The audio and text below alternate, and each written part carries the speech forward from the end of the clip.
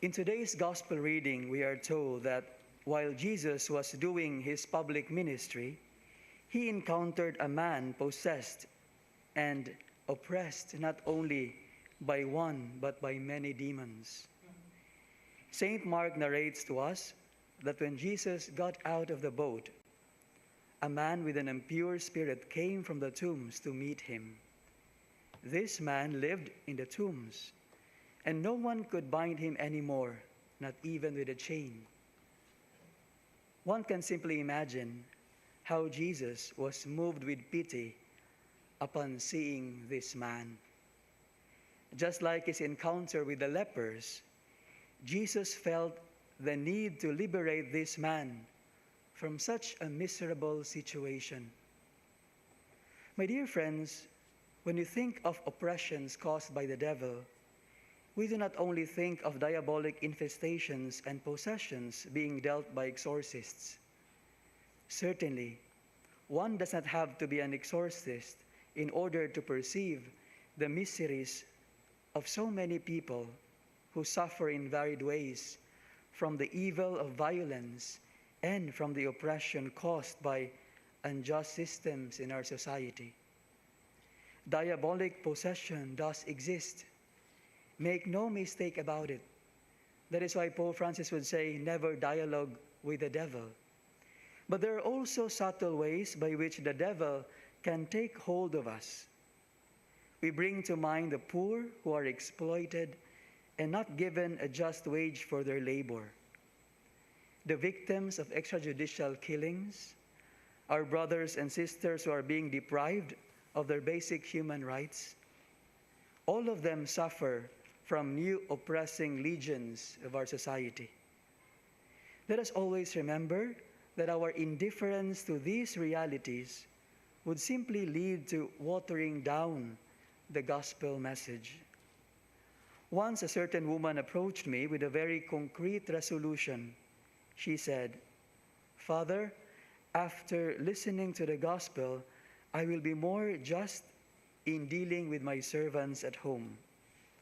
How consoling it is when we allow the gospel to liberate us from all forms of selfishness and greediness. It is quite absurd if we procure or buy medals of Saint Benedict in order to drive away demons, and we do not notice that in our homes, in our communities, we promote hatred or selfishness or indifference. Speaking about modern day oppression, we could not forget those who suffer from addiction, depression, and other forms of mental illness. They too experience a deep sense of interior suffering, and as Christians, we need to be delicate in helping them. A few years ago, I was able to administer the anointing of the sick to a dying woman who suffered interiorly due to a particular sin which she carried for many years. She thought that God could not even forgive her sin. Before her death, she experienced a deep feeling of joy.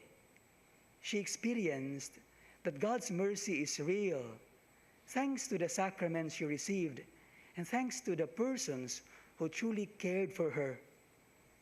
On her deathbed, she felt the power of being liberated from a strong sense of guilt. This indeed is the liberating effect of love and divine grace that comes from God.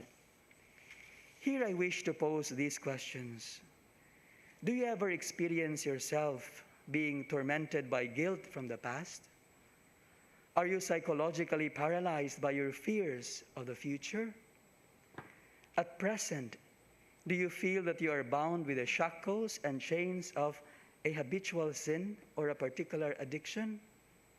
How do you seek God's grace?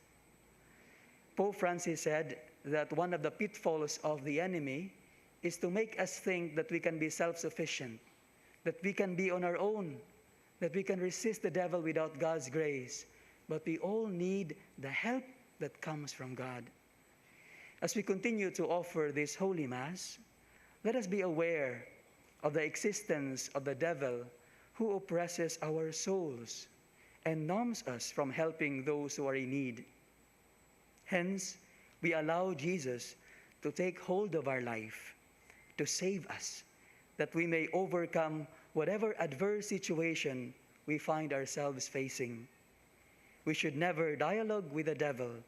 Instead, we allow the liberating light of Jesus to shine upon us, that we may share his light with others. Let us be reminded of how the gospel ends. After healing the man possessed by evil spirits, Jesus said, "Go home to your own people and tell them how much the Lord has done for you and how he has had mercy on you." Truly, there is nothing more beautiful than to be healed by Jesus and to be given a particular mission to proclaim the good news, our experience of God's mercy to others.